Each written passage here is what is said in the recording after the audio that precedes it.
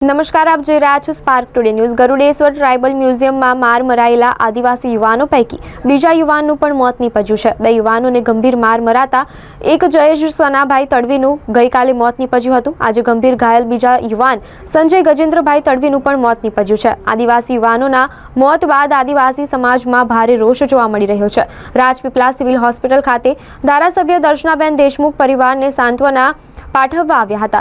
આરોપીઓને સખત સજા કરવામાં આવે અને હત્યાની કલમો ઉમેરી કાર્યવાહી કરવામાં આવે તેવી માંગ કરી।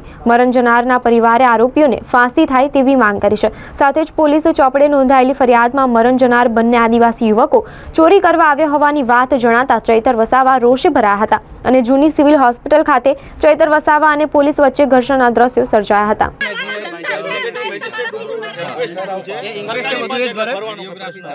ગામના બે પંચ રાખો ને, સરકારી પંચ અમને ભરોસો નથી।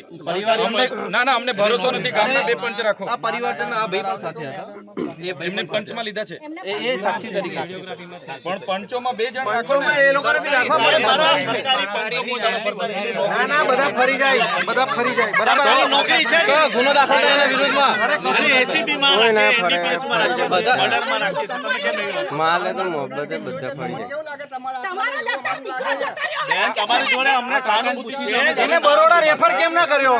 એ છોકરા એટલો બધો સિરિયસ હતો, એને બરોડા તમે રેફર કેમ ના કર્યો? તમે મારી વાત સાંભળો। એક તો એફઆઈઆર માં છે ને એજન્સી અને જેની જમીન પર બનાવ બન્યો છે એ ટ્રાઇબલ મ્યુઝિયમ ડીસાકના અંડરમાં આવતો હોય કે મારા મકાન વિભાગના અંડરમાં, એના નોડલ અધિકારી બંનેના નામ એફઆઈઆર માં અમને જોઈએ। કેમ કે તમે હમણાં મજૂરી અને અંદર લઈને બેહાડી રાખ્યા છે, જોઈ આવ્યા અમે, એ બધા મજૂર લોકો છે, બરાબર। ત્રીજું, એમને 10,000 ની જગ્યાએ 20,000 પગાર આલ દેશે। બીજું, એસપી સાહેબે ગઈકાલે મીડિયામાં સ્ટેટમેન્ટ આપ્યું છે એ લોકો ચોરી કરવા ગયેલા।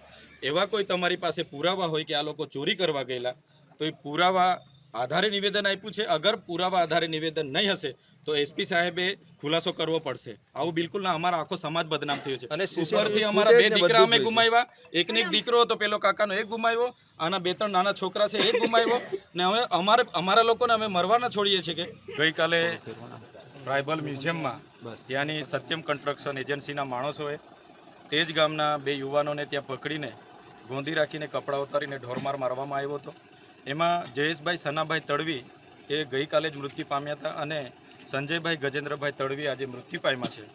ત્યારે અમે ગઈકાલથી પોલીસ અધિકારીઓ, તપાસ અધિકારીને રિક્વેસ્ટ કરીએ છીએ કે જ્યાં બનાવ બન્યો છે એ જગ્યાના માલિક તરીકે નોડલ અધિકારીનું નામ અને જેમના માણસોએ, જે એજન્સીના માણસોએ એમના કહેવાથી માર માર્યો છે એવા એજન્સીના માલિકનું નામ પણ એફઆઈઆરમાં નોંધવું જોઈએ। તે આજ દિન સુધી પોલીસે નથી કર્યું।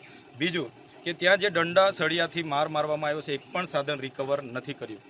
ત્યારે અમારી ઉગ્ર રજૂઆત એમણે કરી છે કે તાત્કાલિક ધોરણે એમનું નામ એડ કરવામાં આવે અને જે નર્મદા એસપી પ્રશાંત સુંબેજી દ્વારા એ લોકો ત્યાં ચોરી કરવા માટે ગયા હતા એવું સ્ટેટમેન્ટ આપવામાં આવ્યું છે। તો એમની પાસે કોઈ ઓથેન્ટિક પુરાવા હોય તો મીડિયાને પણ આપે ને અમને પણ આપે, જેથી કરીને આજે આખો આદિવાસી સમાજ બદનામ થઈ રહ્યો છે। અમારે બે દીકરા ગુમાવ્યા અને ઉપરથી અમે બદનામ, અને આ કેસને રફે દફે કરવા માટે એમણે ચોરીનો ઇલ્ઝામ લગાવ્યો છે। એટલે જ્યાં સુધી એનો ખુલાસો નહીં આવશે ત્યાં સુધી અમે ડેડ બોડી અંતિમ સંસ્કાર કરવા માટે નથી જવાના। બીજું, આવતીકાલે કેવડિયા ગરુડેશ્વર સદંતર બંધનું એલાન આપીએ છીએ। 5 દિવસ પછી તારીખ 12 ઓગસ્ટ મંગળવારના રોજ એમને શ્રદ્ધાંજલિનો કાર્યક્રમ અમે કેવડિયામાં રાખીશું અને સત્તા મંડળને એવી રજૂઆત કરીશું કે એમના તાબા હેઠળની આવી જેટલી પણ બહારની એજન્સીઓ છે, એમના બહારના લોકો હોય એમને અમને યાદી આપે અને જે પણ લોકો આ રીતના કૃત્ય કરતા હોય, શોષણ થયું હોય એ બાબતને લઈને ઉગ્ર રજૂઆત પણ મંગળવારના રોજ અમે કરીશું। આજે જૂની સિવિલ હોસ્પિટલ ખાતે ઘર્ષણ શું કામ સર્જાયું પોલીસ અને ચૈતરભાઈ વચ્ચે? આજે જૂની હોસ્પિટલ અમે પોલીસ ડિપાર્ટમેન્ટને કીધું જો તમે જે મુખ્ય આરોપીઓ છે એમને આ લોકોએ એફઆઈઆરમાં લીધા નથી અને જે મજૂરિયા લોકો જેમને ઉચકીને બેસાડી દીધા છે, અમે એમને જોયા તો બધા મજૂરિયા લોકો છે, તો મુખ્ય આરોપીનું નામ કેમ નથી નાખવામાં આવ્યું? અગર નથી નાખતા તો અમારી ડેડ બોડી અમને આપી દો, અમે એનો ન્યાય અમારી રીતે મેળવી લઈશું। અમે ડેડ બોડી લઈને એસપી કચેરી જવાના હતા પણ પોલીસ અમને અટકાવી રહી છે, એટલા માટે એમની સાથે થોડું ઘર્ષણ થયું છે અને જબરજસ્તીથી કોઈની પણ સંમતિ વગર પીએમ કરવામાં આવી રહેલું છે અને આને જેમ બને તેમ જલ્દી નિકાલ કરીને પતાવવાની વાત છે। પણ અમારો વિસ્તાર, અમારા લોકો અને અમારી જમીનો પર અમારા લોકોને જ્યારે આવી રીતના મારી નાખવામાં આવે તો આદિવાસી નેતા તરીકે અમે પણ શરમ અનુભવીએ છીએ। આવનાર દિવસોમાં આવા બનાવને ક્યારે અમે સાખી નથી લેવાના। આવા બનાવ ફરી નહીં બને એની તકેદારી પોલીસ અહીંનું વહીવટી તંત્ર રાખે, નહીં તો આવનાર દિવસોમાં અમે રોડ પર ઉતરીશું. ત્યારે અહીંયા કોઈ આગળ અમારી સામે ઊભું નહીં રહેશે. એમનું આવનારા દિવસોમાં જે પણ થશે અમે લડી લઈશું.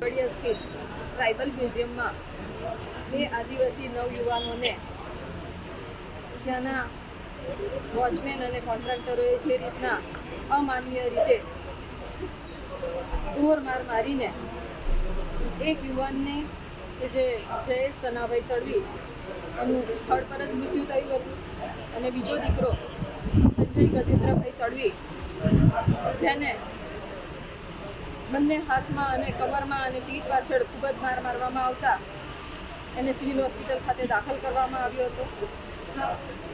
આજે સવારે 9:30 વાગ્યાની આસપાસ દીકરા સંજયનું પણ મૃત્યુ થયું છે. ત્યારે આવા આદિવાસી સમાજ ઉપર અત્યાચાર કરનારા લોકોને અને આદિવાસી સમાજને ખોટી રીતે રંજાડ કરીને, બદનામ કરીને, ખોટા આરોપો લગાવીને જે રીતના એમના પર દમન ગુજારવામાં આવ્યો છે એ લોકોને અમારો સમાજ અને અમે ક્યારેય માફ નથી કરવાના, અને એમને સખતમાં સખત સજા થાય એ માટેની ગુજરાત સરકારમાં માનનીય મુખ્યમંત્રીશ્રીને પણ રજૂઆત કરી છે. અને આવા દમન કરનારા વ્યક્તિઓને અમારા નર્મદા જિલ્લામાં સ્થાન ન રહેવું જોઈએ. જે લોકો આદિવાસી સમાજ પ્રત્યે આટલું ક્રૂરતાભર્યું કૃત્ય કરે છે એવા લોકો પણ જીવન જીવવાને લાયક નથી, અને અમાનવીય કૃત્ય કરનાર આવા લોકોને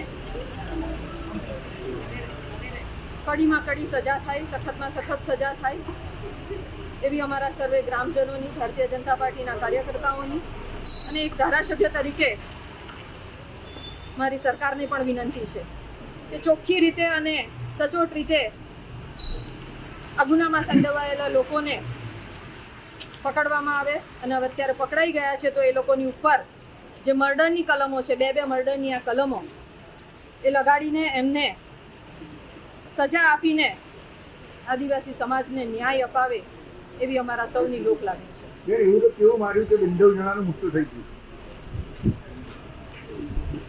જે રીતના મૂઢ માર મારવામાં આવ્યો એ આ બંને દીકરાઓ સહન નહીં કરી શક્યા. એટલે તમે પણ કલ્પી શકો છો કે ઘા નથી પણ મૂઢ જે માર માર્યો છે કે આખા શરીર ઉપર લાલ લાલ ચાપખા થઈ ગયા છે, લોહી ઉપસી આવેલું છે, અને એના લીધે આજે આ બીજા દીકરાનું પણ અવસાન થયું. એક દીકરાનું તાત્કાલિક મૃત્યુ થયું. આજે અમે માનનીય મુખ્યમંત્રી શ્રી ભૂપેન્દ્રભાઈ પટેલની આ સંવેદનશીલ સરકારમાં 2 હાથ જોડીને અમે રજૂઆત કરીએ છીએ કે આવા લોકોને સખતમાં સખત સજા આપો, અને આદિવાસી સમાજને આવા લોકોથી બચાવવાનું કામ